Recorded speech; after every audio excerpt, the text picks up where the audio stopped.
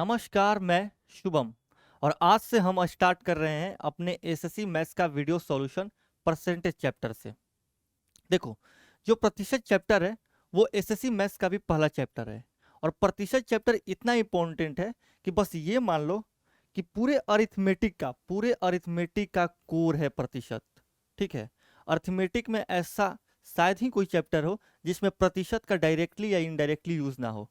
ठीक है, इसीलिए हमने लिखा है कि प्रतिशत, चाहे वो आप प्रॉफिट या लॉस की बात कीजिए या सिंपल इंटरेस्ट की या कंपाउंड इंटरेस्ट की, इन हर एक चीज में परसेंटेज चैप्टर का भर भर के यूज होता है। ऐसा मान लो कि अगर आपका प्रतिशत चैप्टर पर कमांड हो गया तो पूरे अरिथमेटिक पर कमांड हो गया। ठीक है, तो बिना किसी देरी के आज हम प्रतिशत के पहले कॉन्सेप्ट देख लेते हैं, उसके बाद हम अपने एसएससी मैथ्स का पहला टाइप यानी कि बेसिक क्वेश्चंस आज हम करेंगे। ठीक है, तो चलिए बिना किसी देरी के स्टार्ट करते हैं। देखो, परसेंटेज है। परसेंटेज का मतलब ही होता है परसेंटम। परसेंटम मतलब कि 100 में किसी चीज को देखना, हर एक चीज जो 100 के आधार पे मापी जाए उसको बोलते हैं प्रतिशत। ठीक है, जैसे मान लो कहीं पे लिखा है 25%। 25%, तो इसका मतलब ये हुआ कि 25% यानी कि 100 में 25। 100 में 25, 25% का मतलब ही हुआ कि 100 में 25। ऐसे ही कहीं पे लिखा है 30%। ठीक है, तो इसका ये मतलब हुआ कि आप 100 में 30 की बात कर रहे हैं। कोई भी चीज 100 में कितनी है उसको हम बोलते हैं प्रतिशत। ठीक है ना, कोई भी चीज 100 में कितनी है उसको हम बोलते हैं प्रतिशत। अगर मान लो कि इसका वाइस वर्सा भी सही है, कहीं पे लिखा है कहीं पे लिखा है 100 में 10, तो इसका मतलब ही हो गया कि ये 10% की बात कर रहा है। कोई भी चीज 100 में 10 है, इसका मतलब कि वो 10% की बात कर रहा है। इसके अलावा कि मान लो कि कोई चीज 3.093 है, कितने में? 100 में, तो इसका मतलब क्या हुआ कि ये 3.093% की बात कर रहा है। तो हर एक चीज जो 100 में देखी जाए उसको हम बोलते हैं क्या? प्रतिशत। अगर मान लो कि सीजीएल प्री का एग्जाम होने वाला है 2025 में, ठीक है, आपने सीजीएल प्री में आपने सीजीएल प्री में 75% मार्क्स स्कोर किया। ठीक है, तो आपसे कोई पूछ दिया कि आपने कितना नंबर लाया सीजीएल प्री में, कोई आपसे ये पूछ दिया, तो आप क्या कीजिएगा? ये 75% जो है, यहां से आप ये अंदाजा लगा सकते हैं कि ये 100 में 75% मार्क्स आपने स्कोर किए। ठीक है ना, 75% का मतलब ही हो गया कि आपने 100 में 75 नंबर स्कोर की है। लेकिन हम जानते हैं कि सीजीएल प्री तो 200 नंबर का होता है, तो अगर आप 100 में 75 नंबर स्कोर कर रहे हैं तो 200 में कितना नंबर स्कोर कीजिएगा? 100 का ये 2 टाइम्स है, तो ये भी 2 टाइम्स हो जाएगा, यानी कि 200 में आप 150 नंबर क्या किए हैं? स्कोर किए हैं। ठीक है, यानी कि यहां से हम ये समझ सकते हैं कि कोई भी चीज अगर हम 100 में देखें, 100 को बेस मान के किसी भी चीज का आकलन करें तो वो प्रतिशत होता है। ठीक है, इसके अलावा जब हम क्वेश्चन सॉल्व करते हैं प्रतिशत का, तो हमें परसेंट से कैसे प्रतिशत को फ्रैक्शन में चेंज करना है ये सीखना होता है, क्योंकि फ्रैक्शन से क्वेश्चन सॉल्व करने में हमें आसानी होती है। इसीलिए हम सेकेंड पेज पे अगर आए तो कोई देखो, फ्रैक्शन से हम परसेंटेज में चेंज कैसे कर सकते हैं? फ्रैक्शन हो या फ्रैक्शन की जगह पे आप कोई भी नंबर्स या टर्म्स लिख सकते हैं। ठीक है, यहाँ पे कोई भी नंबर्स या टर्म्स, किसी फ्रैक्शन को अगर आप परसेंटेज में चेंज कीजिएगा तो सिंपली आप 100% से गुणा कर दीजिए। क्या कीजिए? 100% से गुणा कर दीजिए। और इसका वाइस वर्सा, अगर आपको प्रतिशत से फ्रैक्शन में आना है तो आप सिंपली 1/100% से क्या कर दीजिए? गुणा कर दीजिए। फ्रैक्शन से परसेंटेज गुणे 100%, फ्रैक्शन परसेंटेज से फ्रैक्शन 1/100%। हो सकता है कि यहाँ पे अभी आपको समझ में ना आया हो, लेकिन मैं एग्जाम्पल दूंगा और उसके बाद क्लियर हो जाएगी थ्योरीज। देखो, मान लो कि एक है, ठीक है ना, एक यूनिट है। अगर इसको हम 100% में, ये एक यूनिट है, अगर हम इसको प्रतिशत में चेंज करें तो हम क्या दिया है कि किसी भी चीज को, या फ्रैक्शन की जगह पे आप कोई भी लिख सकते हैं, नंबर्स या टर्म्स। ठीक है ना, आपको क्या करना है? 100% से गुणा करना है। तो अगर हम एक को प्रतिशत में चेंज करें तो आप कुछ मत कीजिए, एक इंटू 100%, 1 इंटू 100%, ये निकल करके कितना आएगा, ये निकल करके आएगा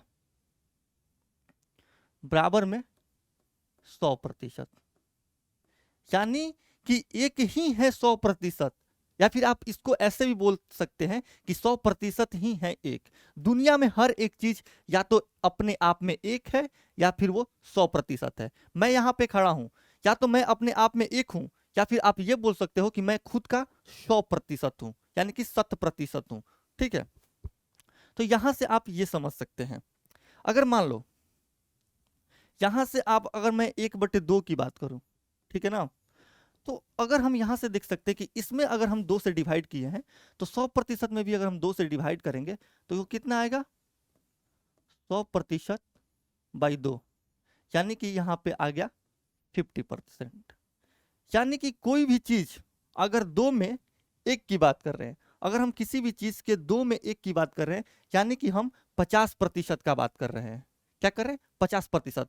प्रतिशत कुछ नहीं है, फ्रैक्शन को एक लिखने का फॉर्म है प्रतिशत, प्रतिशत इसके अलावा कुछ नहीं है।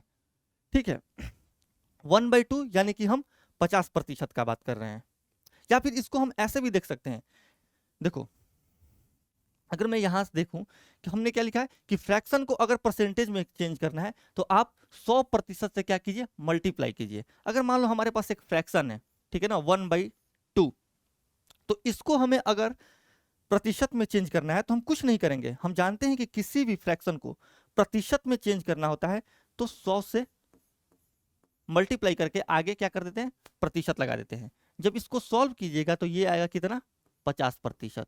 और इसका वाइस वर्सा भी सही है, जब हम प्रतिशत को फ्रैक्शन में चेंज करें, जब हम प्रतिशत को, मान लो कि 50% को फ्रैक्शन में चेंज करें तो हम क्या करेंगे, दिए गए वैल्यू को 1/100% से मल्टीप्लाई करते हैं। ठीक है ना, यहां पे गुणा लगा लो, तो ये आएगा 1/2 प्रतिशत नहीं लगा क्योंकि प्रतिशत से प्रतिशत तो हट जाएगा, हम फ्रैक्शन में चेंज कर रहे हैं। ठीक है, तो यहां से हम ये चीज समझ सकते हैं।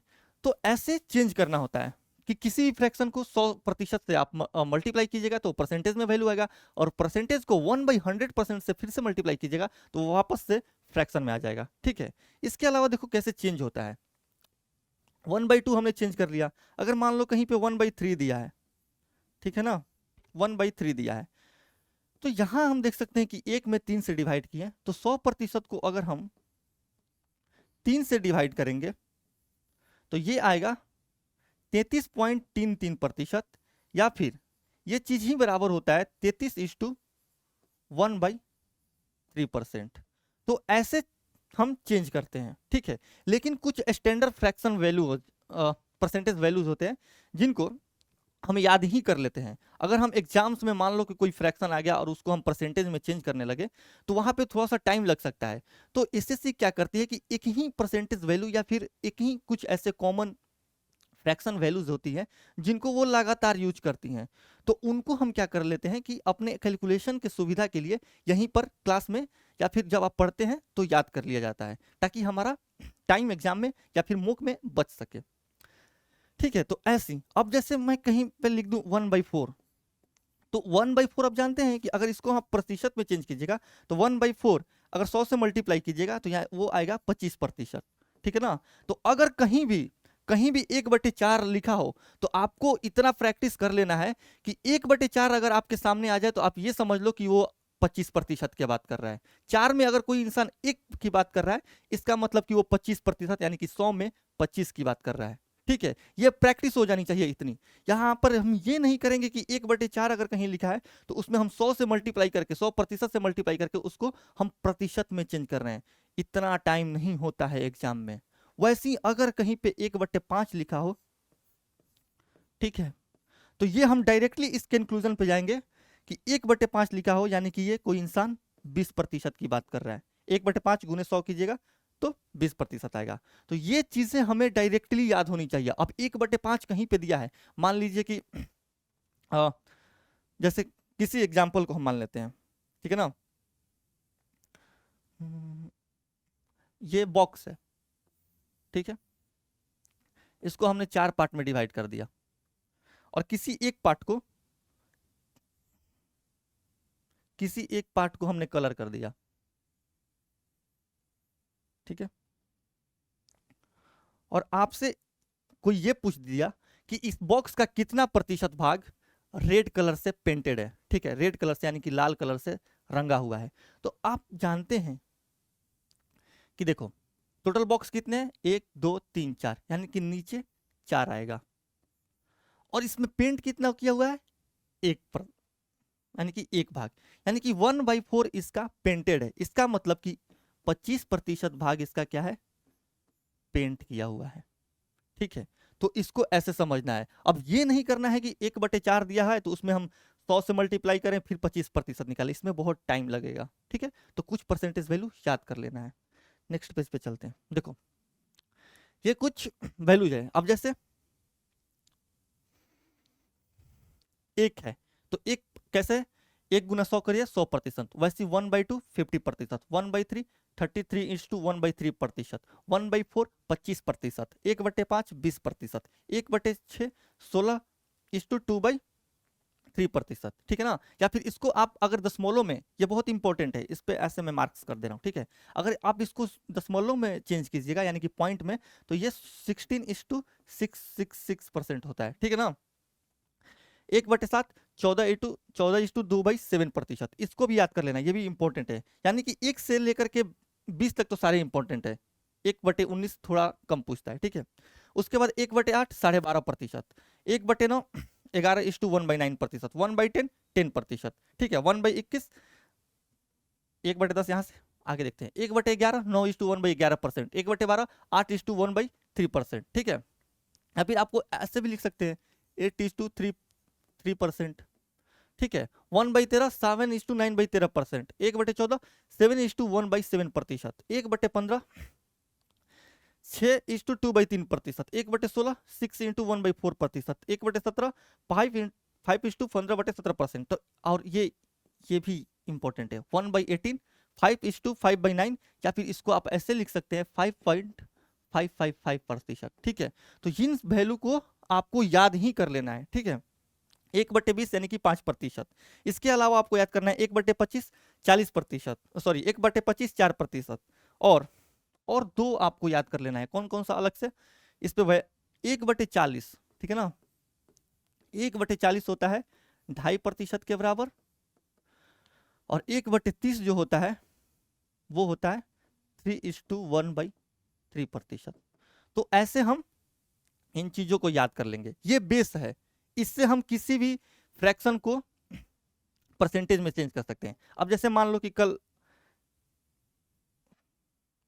को हमारे पास आ गया क्या कि 3/8 को आप चेंज कीजिए किसमें, प्रतिशत में। तो हम जानते हैं यहाँ पे अगर हम आएंगे तो हम देखेंगे कि 1/8 12.5% है, 1/8 क्या है 12.5%, ठीक है ना। 1/8 12.5% है, 3/8 को थोड़ा मैं, ठीक है, 1/8 12.5% है। तो जब हम 3/8 को, ठीक है, जब हम 3/8 को फ्रैक्शन में, सॉरी परसेंटेज में चेंज करेंगे तो क्या किए हैं, इधर 3 से मल्टीप्लाई किया है, तो 12.5% को भी 3 से मल्टीप्लाई कर देंगे तो कितना होगा 37.5%। इस पे एसएससी दबा के क्वेश्चन पूछता है इन आंकड़ों का यूज करके। वैसे ही अगर हम बात करें कि 3/5 5/8 कितना होता है, 5/8 का मतलब हुआ कि 8 में से 5 यूनिट।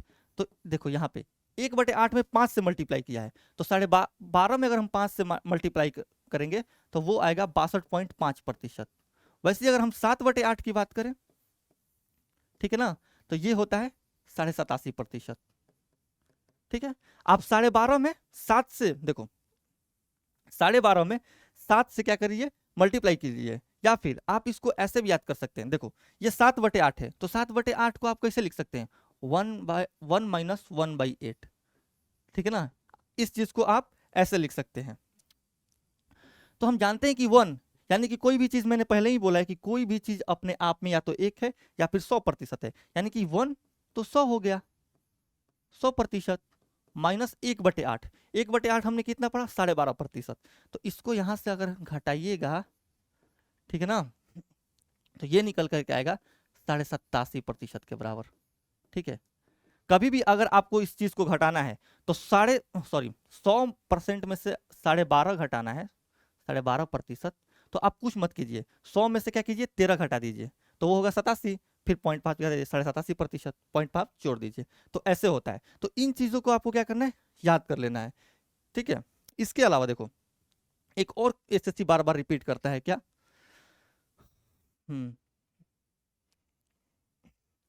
तो जैसे ये कुछ परसेंटेज वैल्यूज हो गए, इनको आपको क्या करना है, याद कर लेना है। या फिर एक बटे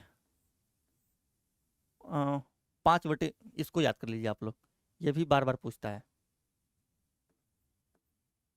5/6, ठीक है ना, जो कि होता है 83:1/3%।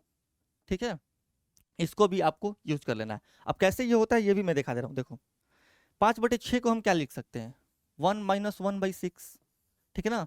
1 तो अपने आप में 100% होता है, माइनस 16 एक मिनट बस, 16:2/3%, 16:2/3%।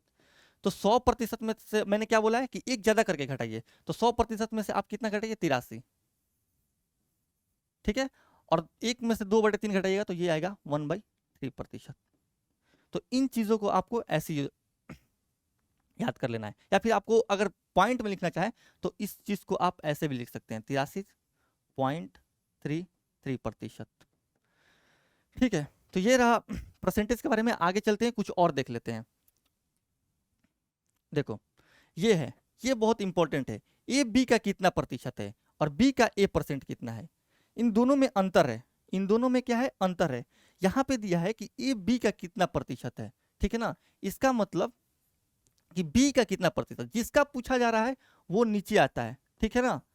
बी से पूछ रहा है ए बी का कितना प्रतिशत है, तो बी नीचे आएगा, ऊपर आएगा ए, इंटू हम 100 करेंगे। ठीक है, दोनों में अंतर है, लेकिन बी का ए परसेंट कितना है ये इस बात से अलग है। बी का ए परसेंट कितना है, तो बी का ए परसेंट कैसे निकलता है, बी गुने A/100। ठीक है, तो इस चीज को ऐसे समझ लेना है।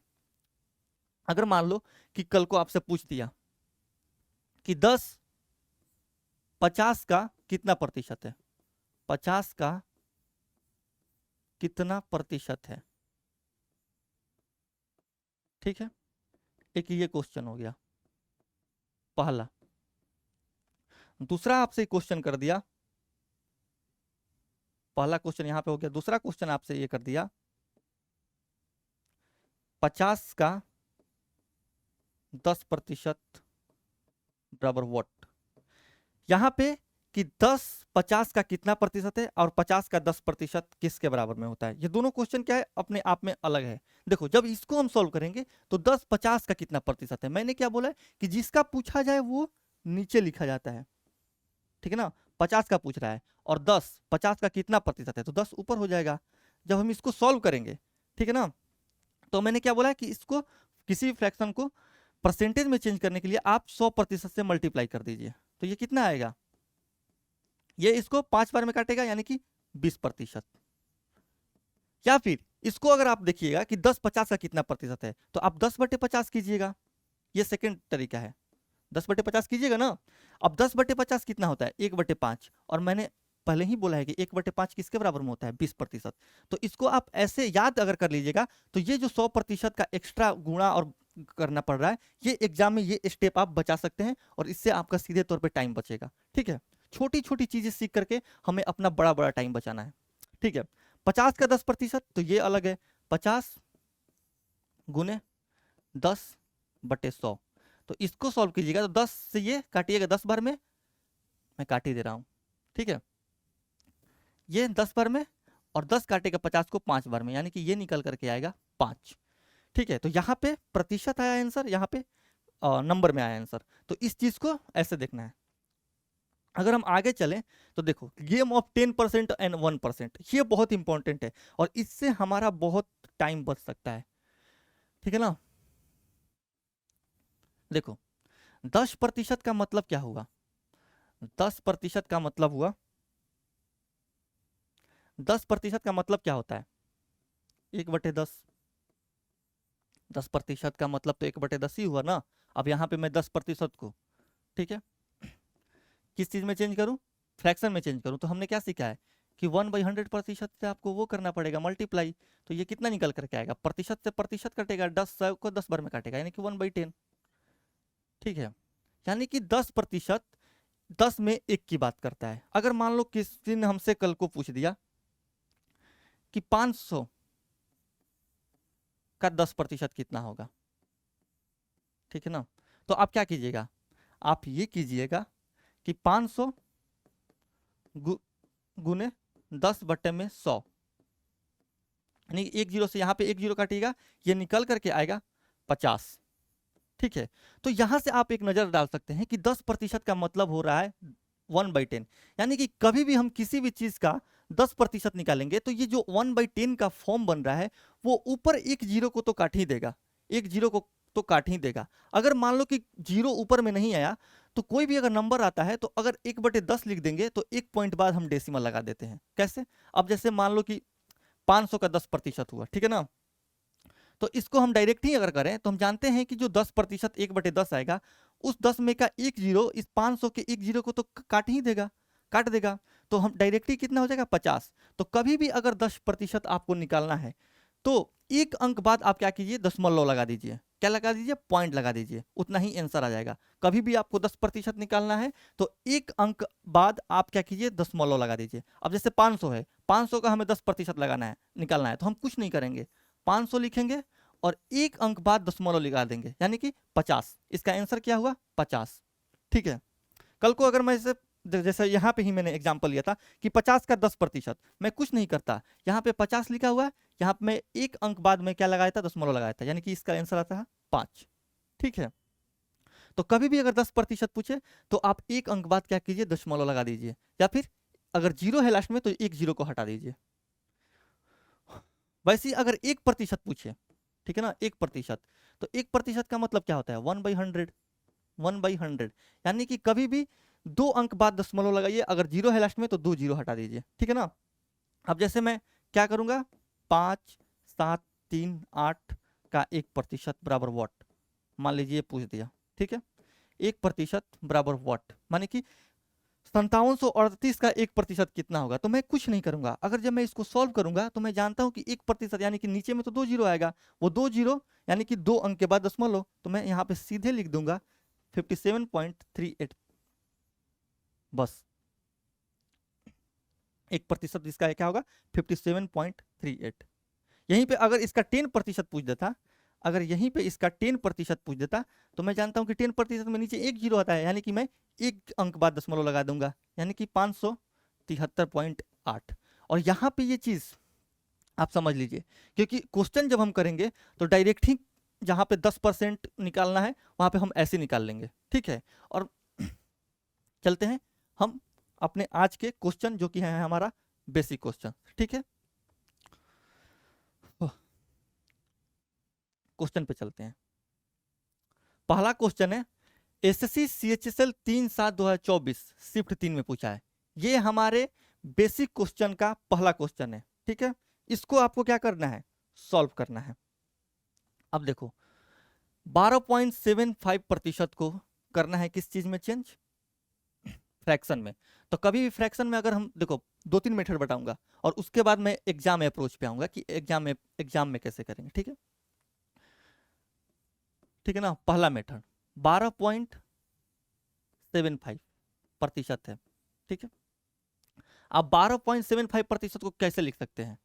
आप क्या कीजिएगा? 12.1275 लिख लीजिए। ठीक है, 2 अंक के बाद दशमलव है, यानी कि यहाँ पे तो 2 जीरो आएगा।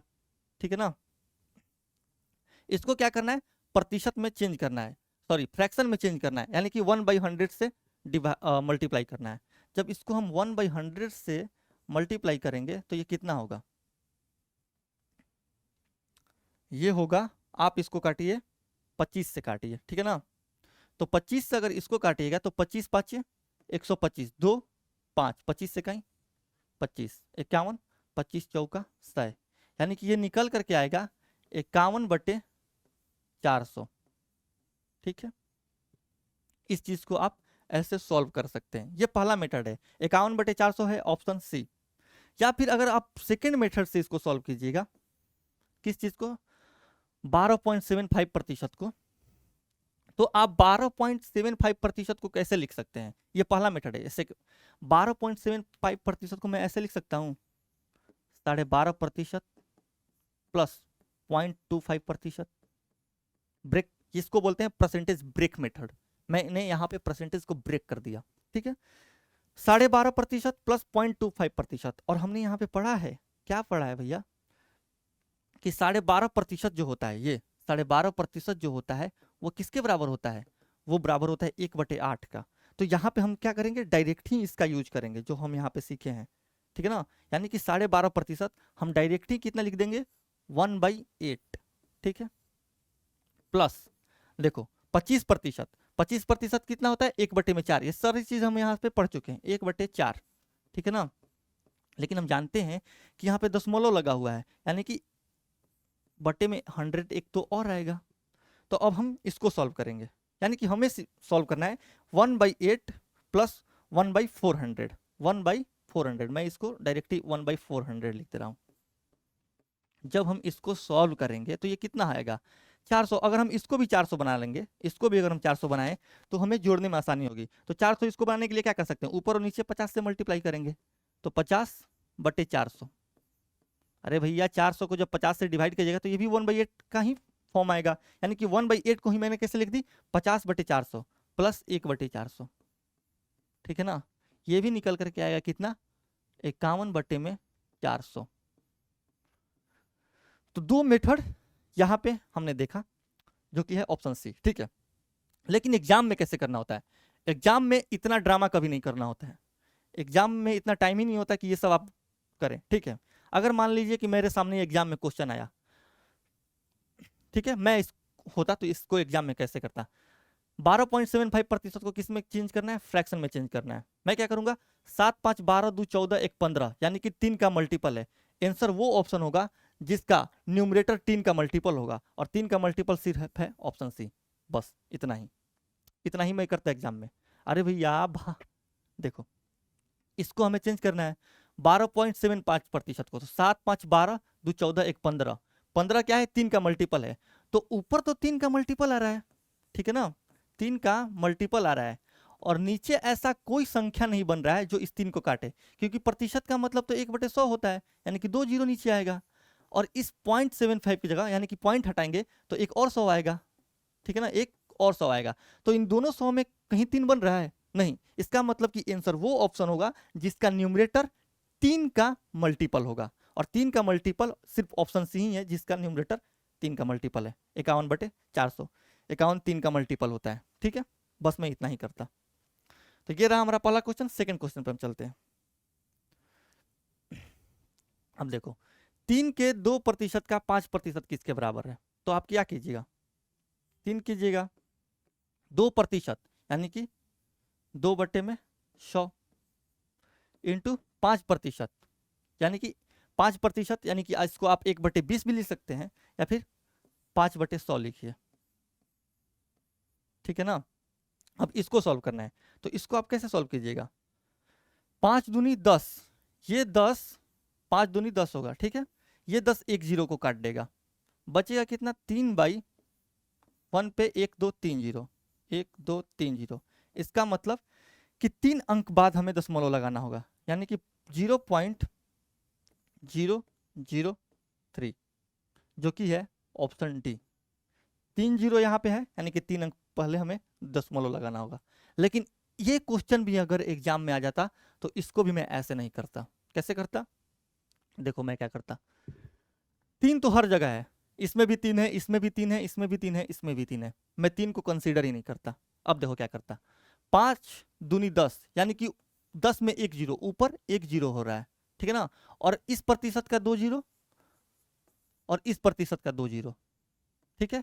एक जीरो से मैं एक जीरो कैंसिल करूंगा, यानी कि टोटल जिस ऑप्शन के 3 अंक पहले दशमलव लगा होगा, ये 3 जीरो यानी कि 3 अंक पहले दशमलव, जिस ऑप्शन के 3 अंक पहले दशमलव लगा होगा वही आंसर हो जाएगा। और 3 अंक पहले सिर्फ ऑप्शन डी ही है जिसके 3 अंक पहले दशमलव लग गए।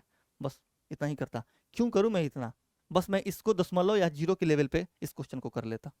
नेक्स्ट क्वेश्चन पर चलते हैं। ठीक है, देखो ये क्वेश्चन है, इस क्वेश्चन में थोड़ा मैं कुछ सिखाऊंगा, उसके बाद देख ये क्वेश्चन धुएं की तरह उड़ेगा। ये क्वेश्चन करते हैं। देखो x के 24% का 10% 240 है, तो x, पहले बेसिक से जाते हैं।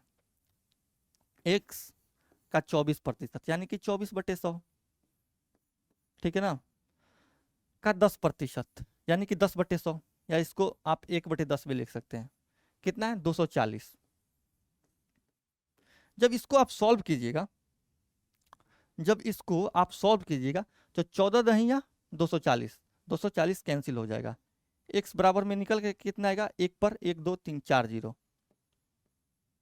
1 पे 4 जीरो किस में है, ऑप्शन सी में है, सॉरी ऑप्शन ए में है। ठीक है, तो ये आंसर हो जाता।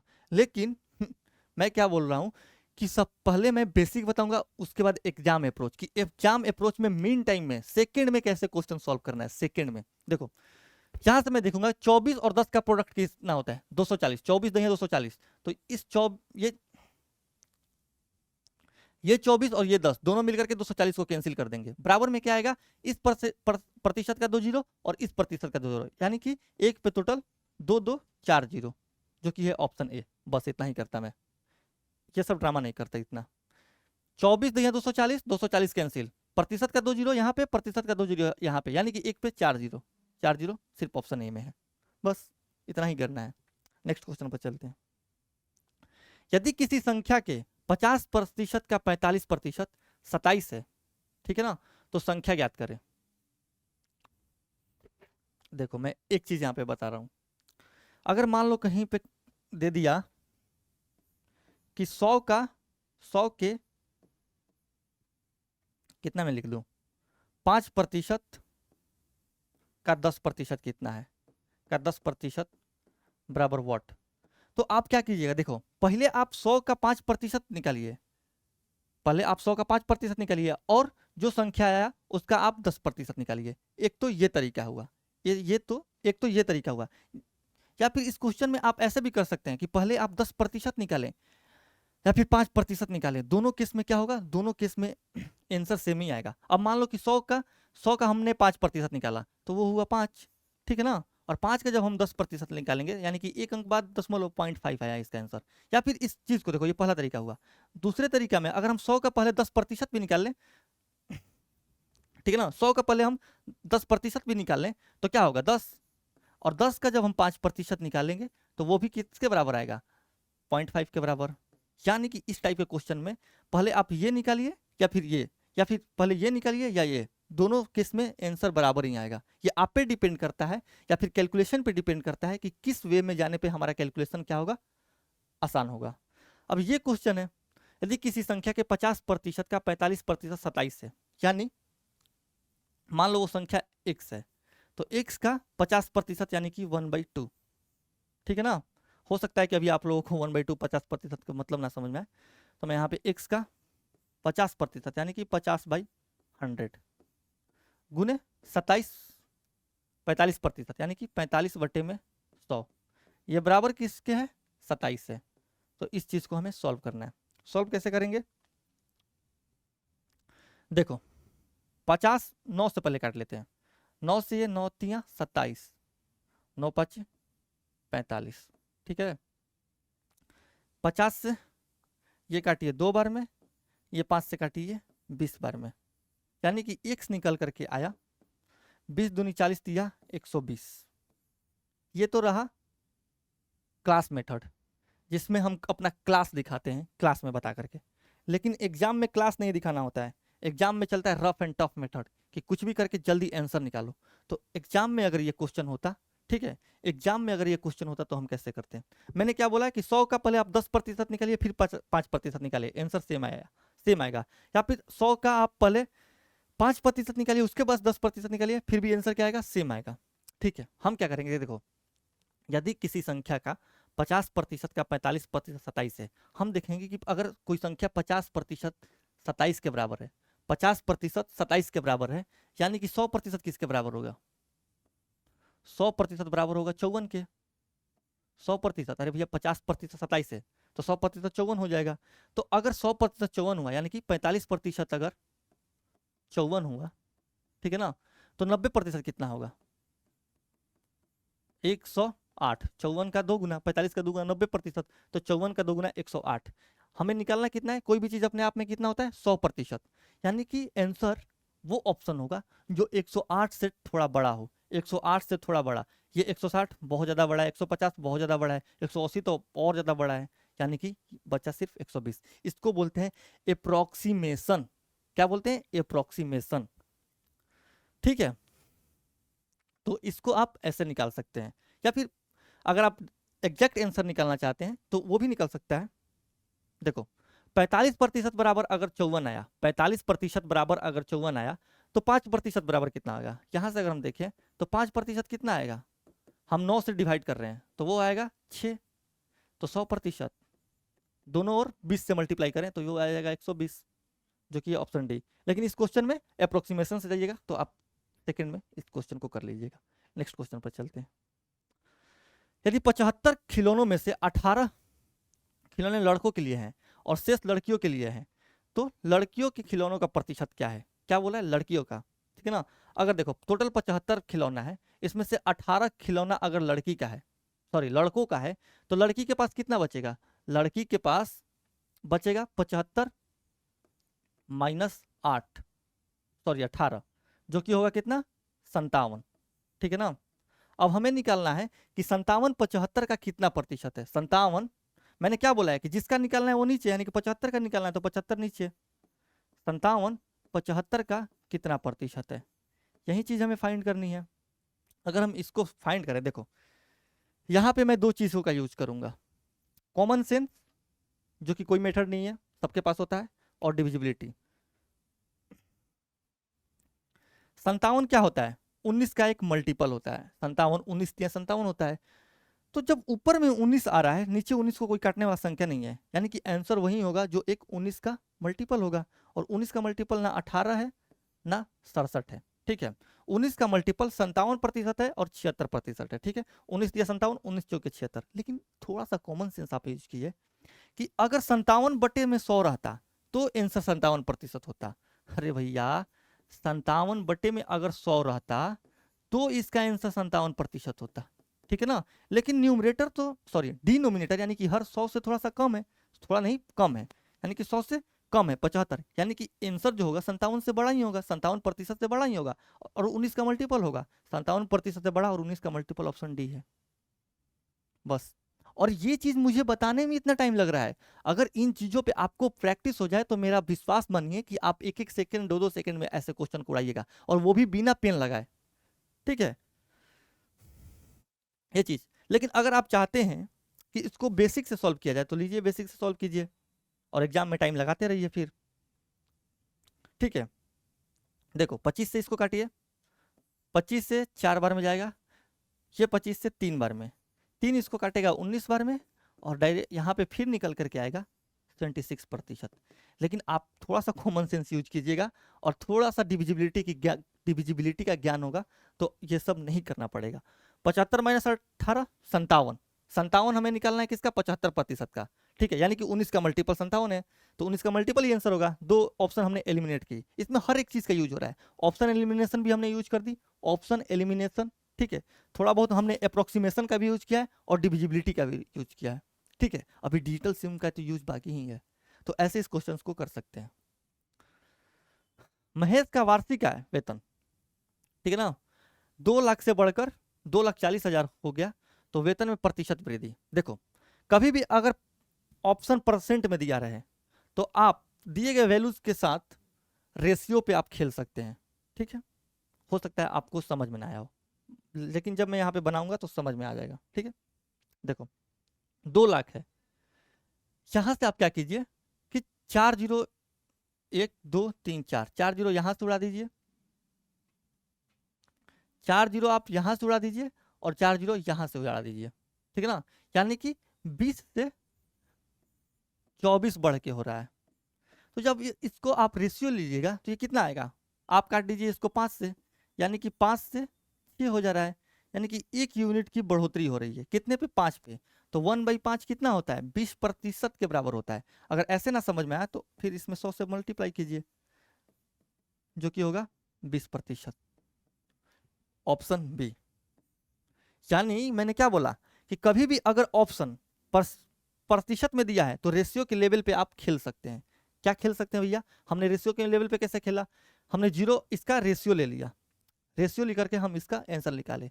या फिर इसको अगर आप क्या बोलते हैं, इसको आप एक्चुअल वैल्यू से भी जाइएगा तो इतना ही आंसर आएगा, एक्चुअल वैल्यू से भी जाइएगा तो कितना आएगा, इतना ही आंसर आएगा। अब देखो एक्चुअल वैल्यू से जाते हैं, अब मान लो कि 2 लाख से इसका 2,40,000 हुआ है, तो कितना बढ़ा है, 40,000 बढ़ा है,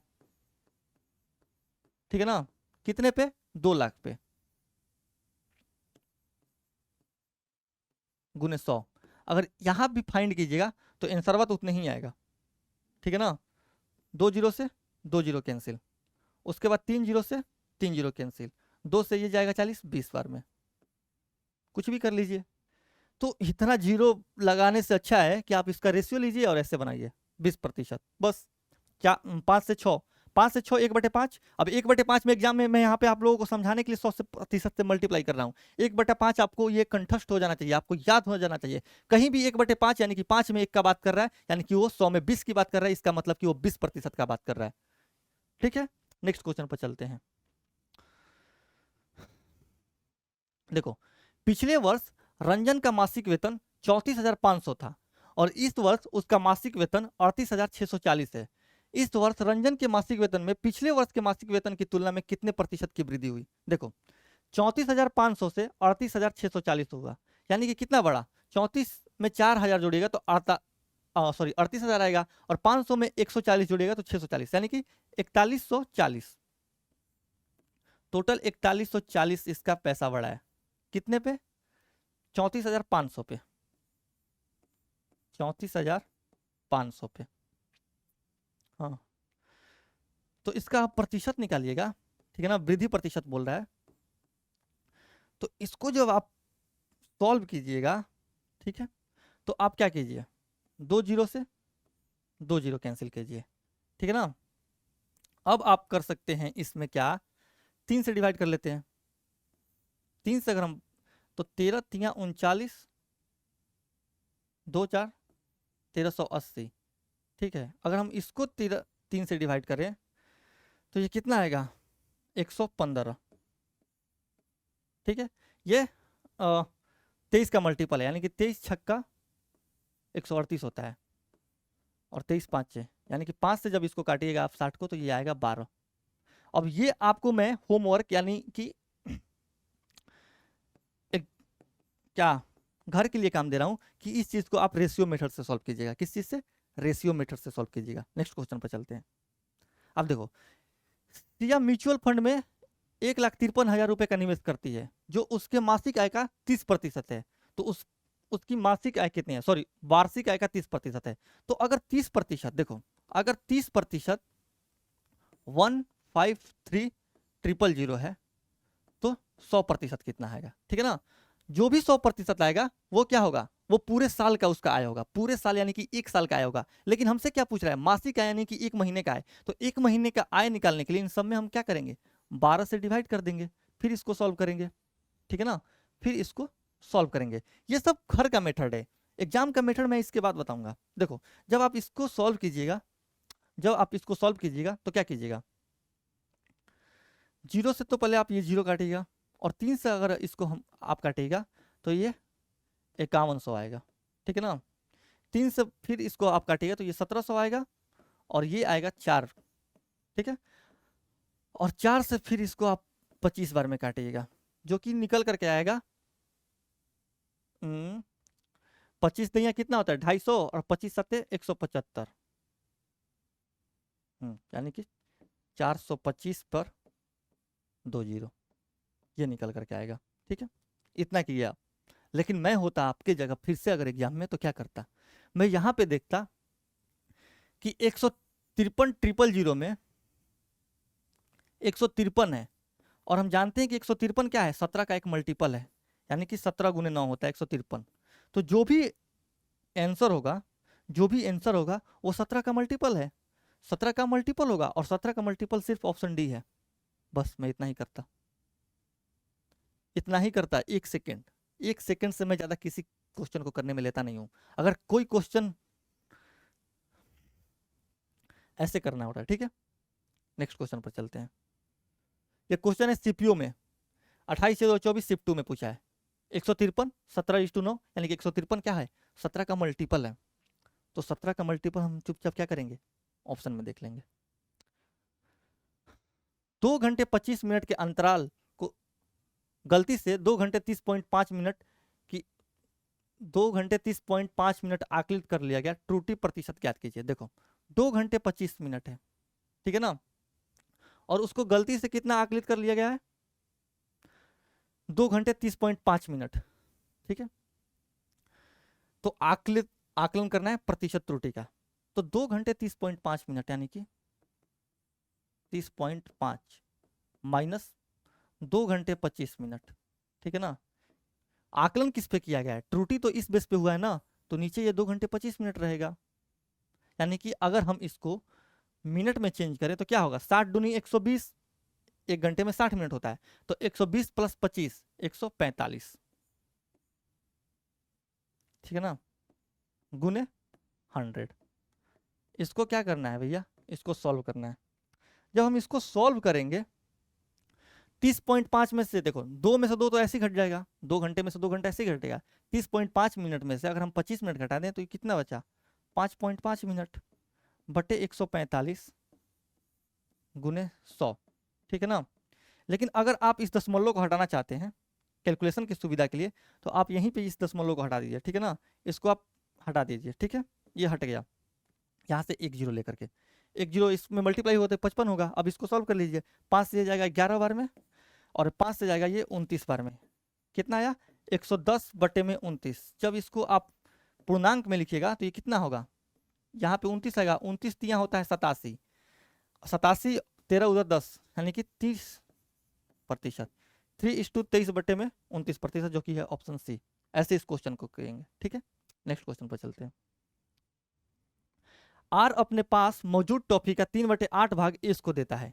यदि अब आर के पास एस के पास मौजूद टॉफी का के प्रतिशत है तो के का मान ज्ञात कीजिए। एसएससी सीएचएसएल 5/7/24 शिफ्ट 3 में क्वेश्चन पूछा है, ठीक है।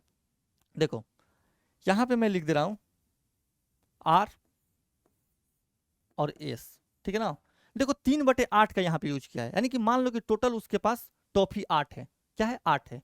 तो आर अपने पास मौजूद राशि का टोटल कितना है, टोटल यहाँ पे 8 है।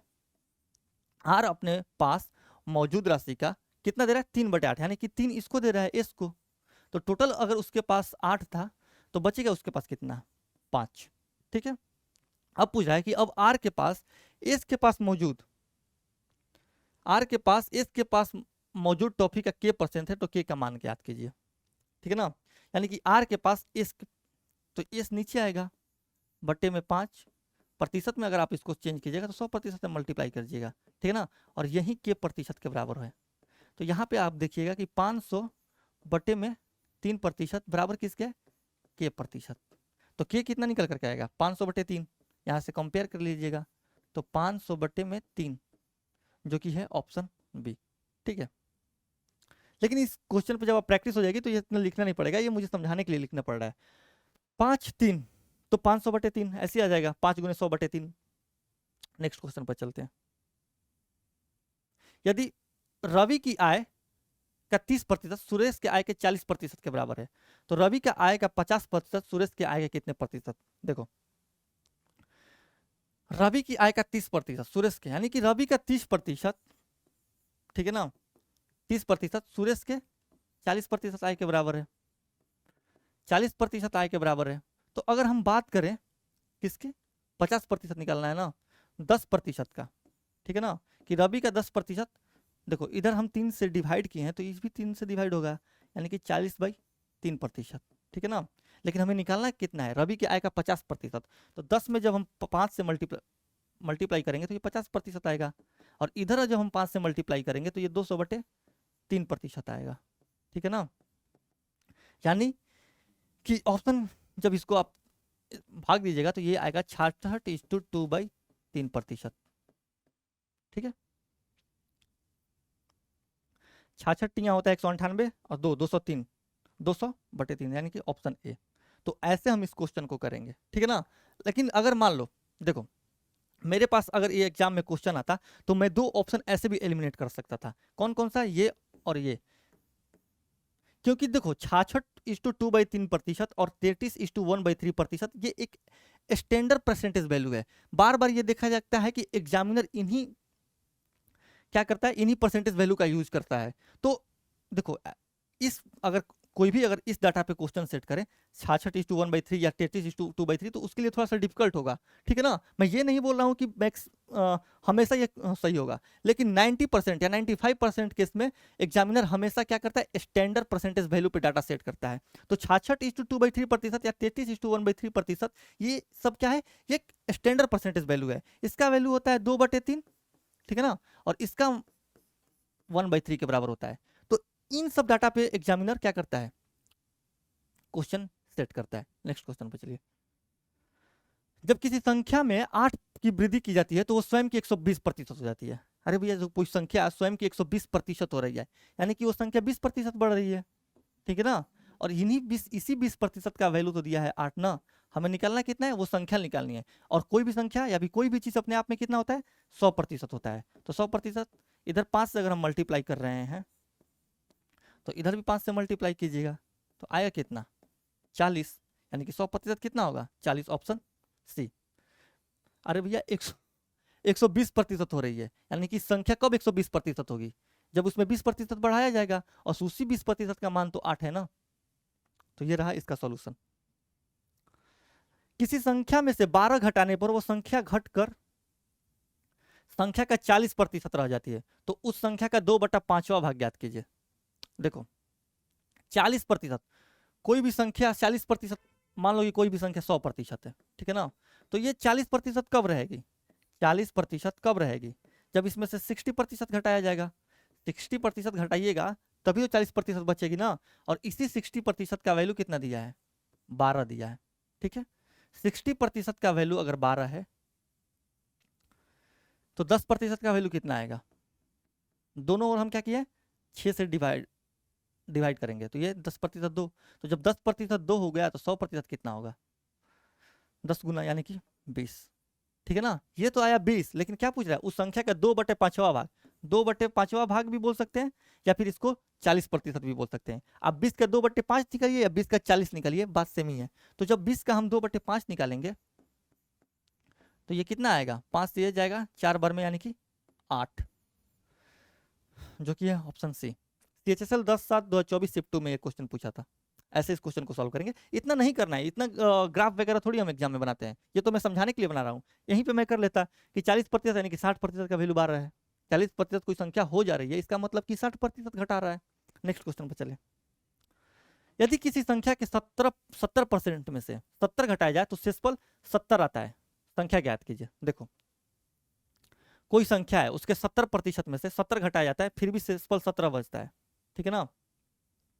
अगर मान लो कि आपसे मैंने 5 रुपया ले लिया, ठीक है, आपसे मैंने 5 रुपया ले लिया, फिर भी आपके पास 5 रुपया बच रहा है, इसका मतलब कि शुरुआत में आपके पास 5 + 5 10 रुपया था, ठीक है। अगर मान लो आपके पास, आपसे मैंने 20 रुपया ले ली और फिर भी आपके पास 20 रुपया बच रहा है, इसका मतलब कि शुरुआत में आपके पास 20 + 20 यानी कि 40 रुपया था, ठीक है। तो यहां से हम देखें कि 70 घटाया जाता है, फिर भी 70 बचता है, यानी कि शुरुआत में उसके पास 70 + 70 140, ठीक है ना, 140 यूनिट या 140 था, ठीक है। और ये 140 कितना है, यही तो है 70%।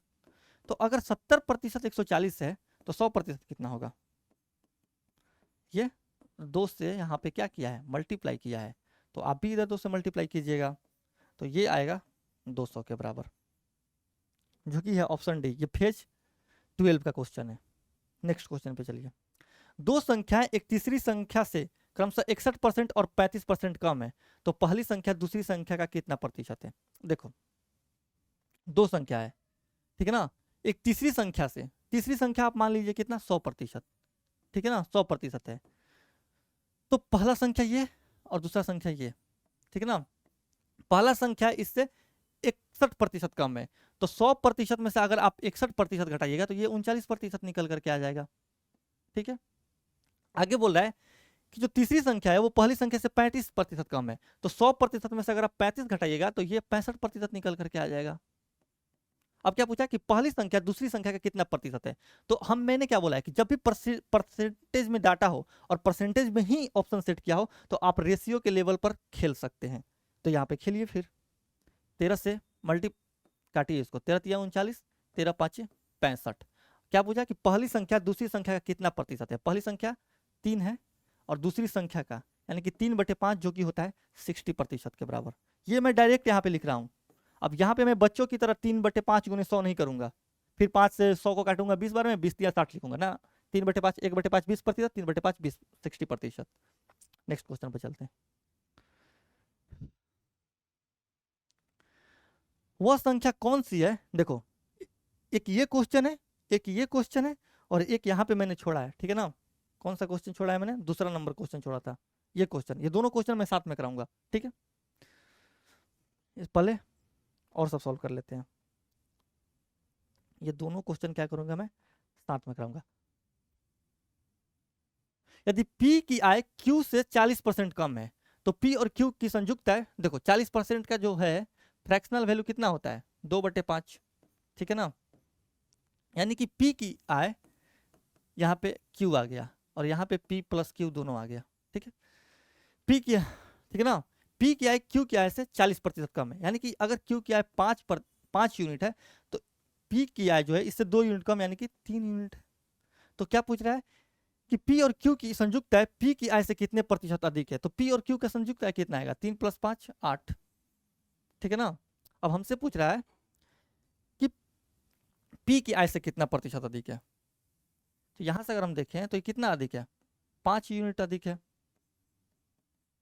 क्या है 5 यूनिट अधिक है।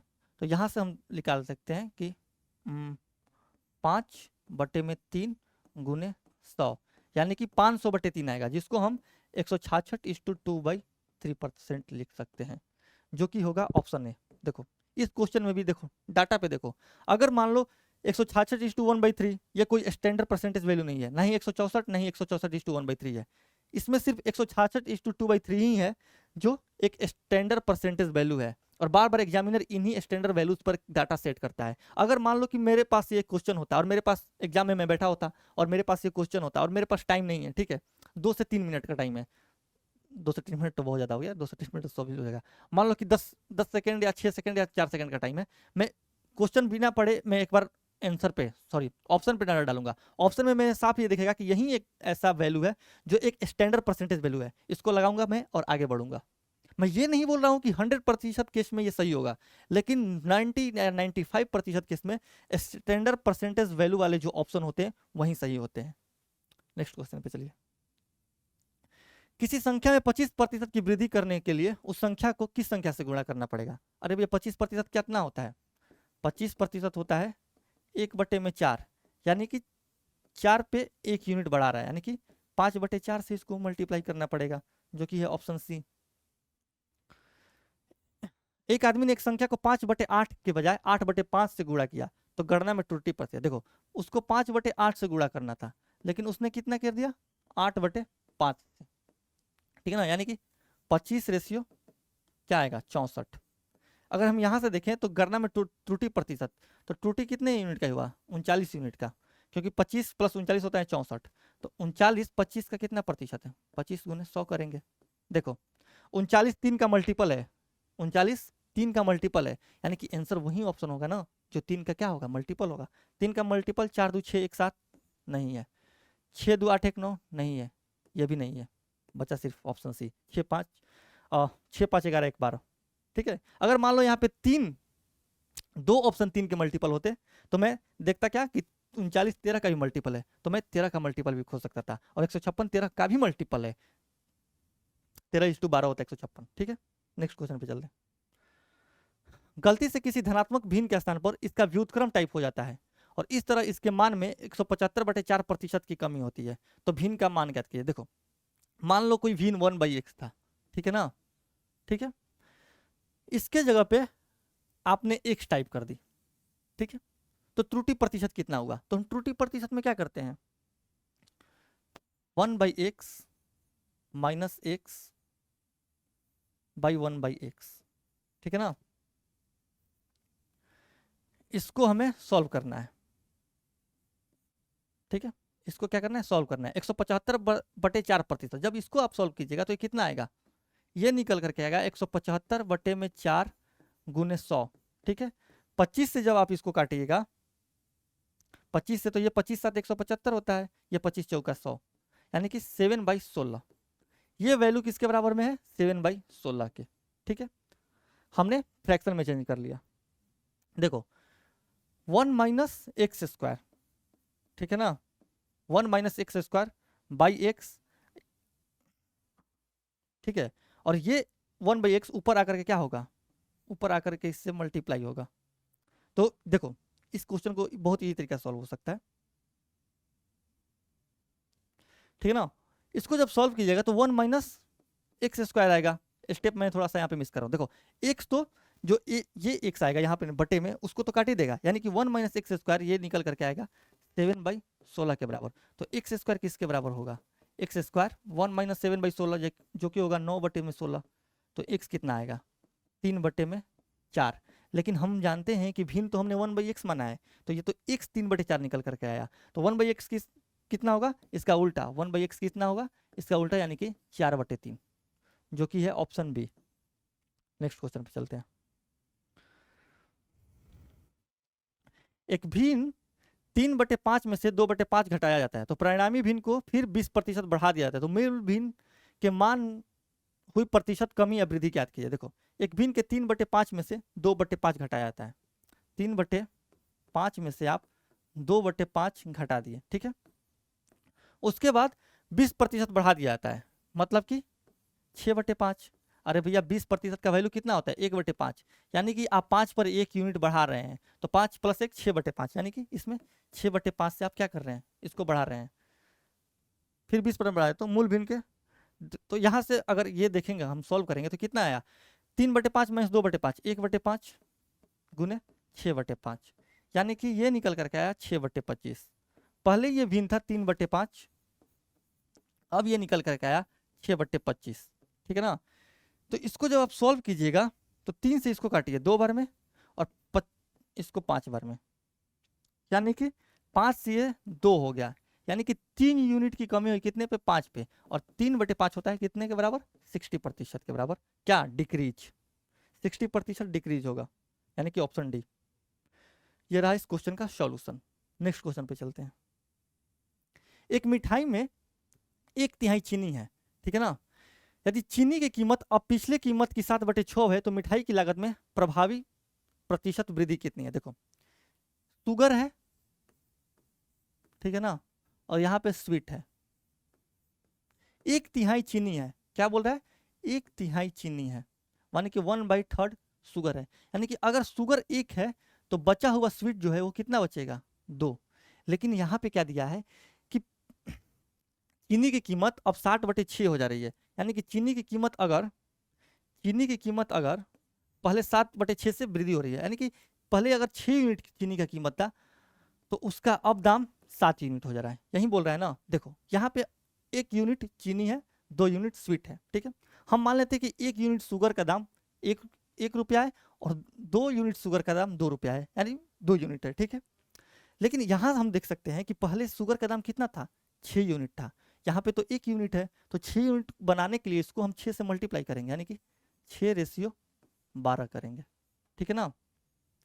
अब हम दिया है कि शुगर का दाम 6 से 7 हो जा रहा है, यानी कि शुगर का दाम +1 बढ़ा करके जब हम 7 करेंगे तो +1 करना पड़ेगा, और स्वीट तो पहले जितना ही है, यानी कि 12 ही है, ठीक है ना।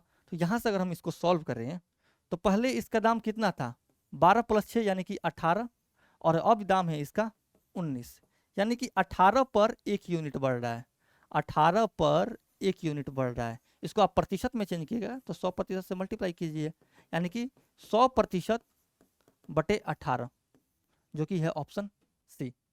ये इस क्वेश्चन का क्या हुआ, सॉल्यूशन हुआ। ठीक है, जितना यूनिट था उतना ही हमने उसका प्राइस मान लिया। 6 से 7 बढ़ रहा है तो 1 को 6 बनाने के लिए हमने इसमें 6 से मल्टीप्लाई किया, फिर वहां से 7 हमने बढ़ा दी, 1 यूनिट बढ़ा दी। नेक्स्ट क्वेश्चन पे चलते हैं। यदि किसी भिन्न के अंश में 140% की वृद्धि हो जाए, सॉरी वृद्धि की जाए, तो भिन्न के हर में 20% की कमी की जाए तो परिणामी भिन्न 12/7 है, तो मूल भिन्न। देखो इस टाइप के क्वेश्चन में जो एग्जामिनर बोलता है उसके उल्टा चलिए, आप क्या करिए, उसका उल्टा चलिए। परिणामी भिन्न 12/7 हो जा रहा है ना, मैं पेन चेंज कर ले रहा हूं, 12/7, ठीक है। अब देखो एग्जामिनर जो बोल, ऐसे क्वेश्चन में एग्जामिनर जो बोले उसका उल्टा करना है। देखो भिन्न के अंश में 140% की वृद्धि कर रहा है, आप हर में यानी कि डिनोमिनेटर में 140% की वृद्धि कीजिए, जो कि होगा कितना 240। 100 में 140 बढ़ा दिया 240%, ठीक है 240%। अब बोल रहा है कि भिन्न के हर में 20% की कमी, तो आप क्या कीजिए अंश में 20% की कमी कर दीजिए। अंश में 20% कमी कीजिएगा तो कितना बचेगा 80%।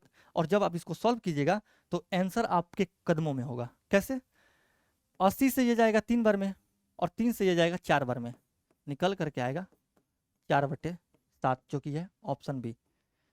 टाइप के क्वेश्चन में, इस टाइप के क्वेश्चन में जो एग्जामिनर बोले, अगर अंश में बढ़ाने को बोले आप हर में बढ़ाइए, हर में घटाने को बोले आप अंश में घटाइए, हर में बढ़ाने को बोले आप अंश में बढ़ाइए, जो बोले उसका उल्टा करना है। देखो फिर एक क्वेश्चन है ये, यदि किसी भिन्न के अंश में 60% की वृद्धि और हर में 40% की वृद्धि होती है तो परिणामी भिन्न क्या होता है 16/63। आपको कुछ नहीं करना है, ऐसा क्वेश्चन मान लीजिए एग्जाम में आया, हमने 16/63 लिख दिया यहाँ पे, ठीक है 16/63। पहले लाइन में क्या बोला है, किसी भिन्न के अंश में 60% की वृद्धि, मैं कुछ नहीं करूंगा, अंश में 60% बढ़ा रहा है, मैं हर में 60% बढ़ा के 160 लिख दूंगा, ठीक है। आगे, और हर में 40% की वृद्धि, तो मैं अंश में 40% की वृद्धि यानी कि 140% कर दूंगा और इसको सॉल्व कर दूंगा, आंसर आपके कदमों में होगा। देखो कैसे, कैसे प्रतिशत से तो प्रतिशत काट दीजिए पहले, 16 से ये जाएगा 10 बार में, 10 एक 0 को उठाएगा, 7 9 63, 7 दूनी 14, यानी कि आंसर निकल करके आएगा 2/9, जो कि है ऑप्शन ए, ठीक है। अब ये था, और क्वेश्चन से क्या नहीं, अब 2 क्वेश्चन जो हमारा बचा है उस पर थोड़ा चर्चा कर लेते हैं हम अच्छे से। क्या करते हैं, चर्चा कर लेते हैं। देखो पहले मैं ये क्वेश्चन कराऊंगा, कहाँ गया ये क्वेश्चन। इस क्वेश्चन को कराने से पहले मैं एक थ्योरी यहाँ पे समझाऊंगा। देखो इस क्वेश्चन को बहुत लोग हैं जो डायरेक्टली यूज ऐसे निकालते हैं बेसिक मेथड से, लेकिन मैं जो तरीका सिखा रहा हूँ वो सीखिए आप, वो आपके क्या करेगा एग्जाम में टाइम बचाएगा। देखो कभी भी अगर मैं ए का 20% निकालूं, ए का 20% निकालूं, ठीक है ना, या फिर बी का, फिर मैं यहाँ पे लिख दे रहा हूँ, यहाँ पे लिख दे रहा हूँ, या फिर मैं बी का A% निकालूं, ठीक है ना, मैं ए का 20% निकालूं या बी का A% निकालूं, मैं कैसे निकालूंगा, मैं कैसे निकालूंगा, ए गुने बी बटे में 100 करूंगा, ठीक है ना, जो कि निकल करके आएगा ए बी बटे में 100, ए बी बटे में 100। अगर मैं बी का A% भी निकालूं तो मैं क्या करूंगा, बी का ए बटे में 100 करूंगा, ठीक है, जो निकल करके आएगा ए बी बटे में 100। तो यहां से हम देख सकते हैं कि ये भी ए बी बटे 100 आया, ये भी ए बी बटे 100 आया, यानी कि ए का B% बराबर होता है बी के A% का, ए का B% बराबर होता है बी के A% का। इसको ऐसे याद कर लेना है, ठीक है। अगर मान लो मैंने ये जो मेरा इंट्रोडक्शन क्लास था, इस चीज को मैंने वहां पे भी डिस्कस किया था, ठीक है, इस चीज को ऐसे याद करना है। देखो मैं जैसे 20 का आप 10% निकालिए, ठीक है ना, या आप 10 का 20% निकालिए, दोनों केस में आंसर क्या होगा, सम ही होगा, क्योंकि यहाँ पे हमें लेना तो प्रोडक्ट ही है। 20 गुने 10 बटे में 100 कीजिएगा, और यहाँ पे क्या कीजिएगा 10 गुने 20 बटे में 100। तो अगर आप इस पे नजर डालें, थोड़ा सा बेसिक से सोचें, थोड़ा सा क्या करें बेसिक से सोचें, तो चीज तो हम सेम ही लिख रहे हैं, 20 गुने 10 बटे 100 यहाँ पे भी लिख रहे हैं, यहाँ पे 20 गुने 10 बटे में 100 लिख रहे हैं, लेकिन लिखने का तरीका बदल जा रहा है, जहाँ पे इसमें 20 आ रहा है वहाँ पे इसमें 10 आ रहा है, ठीक है, लेकिन प्रोडक्ट तो हमेशा सेम ही आएगा। अरे भैया आप 10 को 20 से मल्टीप्लाई कीजिए या फिर 20 को 10 से मल्टीप्लाई कीजिए, क्या चेंज हो जाएगा, कुछ नहीं चेंज होगा, दोनों तो 200 के बराबर ही आएगा। तो यहां से हम ये सीख सकते हैं कि ए का 20, ठीक है ना, ए का बी प्रतिशत बराबर होता है बी के ए प्रतिशत का। या फिर मैं इसको एक तरीके से और लिख सकता हूं, मान लो कि मैं ए का बी प्रतिशत यहाँ पे लिख दे रहा हूँ, ठीक है ना। अब मैं चाहूँ इसको लिखने को एक और तरीका, तो मैं अगर मैं ए में 2 से मल्टीप्लाई कर दूं तो 2a का b/2 प्रतिशत इसको नहीं लिख सकता हूँ, क्योंकि मैं जानता हूं कि प्रोडक्ट तो हमेशा सेम ही रहेगा। तो इस 2 को ये 2 तो काट ही देगा, इस 2 को ये 2 तो काट ही देगा। तो मल्टीप्लीकेशन तो मैं कर ही सकता हूँ। अगर मैं यहाँ पे ए में 2 से मल्टीप्लाई कर रहा हूँ तो बी को मैं 2 से डिवाइड कर दूंगा, क्या अंतर होगा? कुछ नहीं अंतर होगा। जब आप मल्टीप्लाई कीजिएगा तो ए भी यहाँ पे भी आएगा, 2 से 2 कट जाएगा, ए भी यहाँ पे भी आएगा। अगर मैं इसको चाहूँ तो और भी तरीके से लिख सकता हूँ, मैं यहाँ पे 3a का b/3 प्रतिशत भी लिख सकता हूँ। क्या अंतर है? कुछ नहीं अंतर है, कट के तो सब बराबर ही आ जाएंगे, ये 3 है, ठीक है ना। यानी कि ए का बी प्रतिशत या बी का ए प्रतिशत में हम अपने सुविधा अनुसार कहीं भी या तो डिवाइड कर सकते हैं या मल्टीप्लाई कर सकते हैं। ये चीज याद करके चलना है। अब क्वेश्चन करते हैं हम, देखो ये क्वेश्चन है, ये क्वेश्चन है, देखो 460 का 20 प्रतिशत, 460 का 20 प्रतिशत है, तो मैं उसको क्या लिखूंगा? 920 का, देखो 460 को मैंने क्या कर दिया, डबल कर दिया, तो 20 प्रतिशत को आधा कर दूंगा, 920 का 10 प्रतिशत। और यहाँ पे कितना है? 920 का 70 प्रतिशत, ठीक है ना। अब देखो फिर क्या पूछ रहा है कि क्या जोड़ने पे बराबर हो जाए, यानी कि इनका अंतर पूछ रहा है। तो इनका अंतर कितना होगा? इनका अंतर होगा कितना? 60 प्रतिशत, ठीक है ना। यानी कि 920 का आप 60 प्रतिशत निकाल लीजिए, 3/5 होता है 60 प्रतिशत। अब इसको आप सॉल्व कीजिए, तो 5 से जब इसको आप 552 आएगा, ये आएगा किसके बराबर में? 552 के, ठीक है ना। इसको आप ऐसे निकालिएगा, तो इसको सॉल्व कीजिएगा तो कितना आएगा? 552। अब आप एग्जाम में ये नहीं कीजिएगा कि 46 का 20 प्रतिशत निकालिए फिर अलग से 920 का 70 प्रतिशत। एग्जाम में बस यहीं पे देख लेना है कि अगर 460 का 20 प्रतिशत यानी कि 920 का 10 प्रतिशत की बात कर रहा है, बस इतना ही करना है एग्जाम में। अब वो वाले क्वेश्चन पे चलते हैं। उस वाले क्वेश्चन कहाँ है भाई?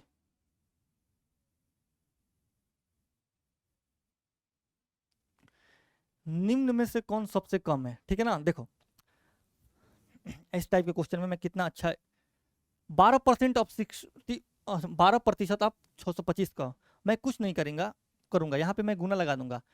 देखो मैं यहाँ पे दशमलव लगा दूंगा, 60.2 प्रतिशत को इधर शिफ्ट कर दूंगा और 0 के यहाँ पे, यानी कि 120 का 62.5 प्रतिशत, 120 का 62.5 प्रतिशत, यानी कि 5/8। जब इसको आप सॉल्व कीजिएगा तो ये 8 120 को काटेगा 15 बार में, 15 × 5 75। बस अगर आप किसी और टीचर का इसका सोल्यूशन देखिएगा तो वो मल्टीप्लाई डिवाइड करके दशमलव लगाते रह जाते हैं, लेकिन आप इस मेथड से कीजिएगा तो इसको बहुत कम टाइम में कर लीजिएगा।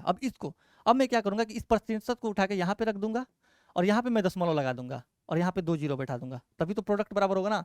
यानी कि 1500 का 5.55 प्रतिशत, तो 1500 का 5.55 प्रतिशत, और 5.55 प्रतिशत किसके बराबर होता है?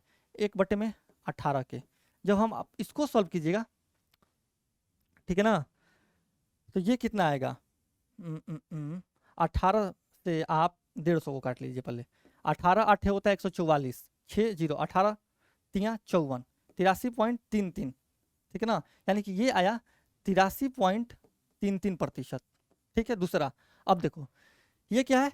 तीसरा 10% ऑफ 720। मैंने क्या बोला कि कभी भी अगर 10% निकालना हो तो एक अंक बाद दशमलव निकाल दीजिए। तो इसका अगर आपको 10% निकालना है तो आप एक अंक बाद दशमलव लगा दीजिए, यानी कि ये आया 72, और इसको अब सॉल्व करना है। देखो इसका अगर हम 10% निकालें, देखो ये 9% है, यानी कि 10% माइनस 1, तो 845 का अगर आप 10% निकालिएगा तो कितना होगा? एक अंक बाद दशमलव लगाइएगा, 84.5 माइनस 1% घटाना है। और 1% में हमने क्या पढ़ा है कि 1% जब भी पूछते तो 2 अंक बाद दशमलव लगाइए, यानी कि 8.45, ठीक है ना।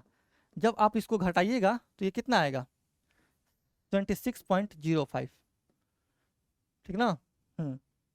देखो एक हमारे पास वैल्यू है 75, 83.33, ये 72 और ये 26.05। हमसे क्या पूछा कि कौन सबसे कम है, कम सबसे कौन सा है, ये वाला 72 वाला, 72 सबसे कम है, यानी कि ऑप्शन सी। और इसका सोल्यूशन आप कहीं और दिखे किसी और टीचर का, उसमें ये मल्टीप्लाई डिवाइड करके दशमलव लगाते रह जाते हैं। अगर आप ऐसे कीजिएगा और आपको फ्रैक्शन याद रहेगा कि फ्रैक्शन किस फ्रैक्शन का वैल्यू कितना प्रतिशत होता है, तो इस क्वेश्चन को आप बहुत आसानी से कर लीजिएगा। तो ये रहा आज का हमारा पहला क्लास, और हमारा पहला क्लास रहा। कल हम नेक्स्ट टाइप के जो क्वेश्चन होगा उसको करेंगे। आगे के लिए हमारा ये एयर पब्लिकेशन का टेलीग्राम चैनल है, आप इसको ज्वाइन कर लीजिए। क्लास से रिलेटेड आपको पीडीएफ वहीं पर दे दी जाएगी। इसके बाद कल से नंदिनी मैम का क्लास आएगा, जो कि आपको शिवास्त्र बुक का सॉल्यूशन यहाँ पे कराएंगे। तो बने रहिए हमारे साथ, मिलते हैं नेक्स्ट क्लास में किसी एक नए टाइप के साथ। धन्यवाद।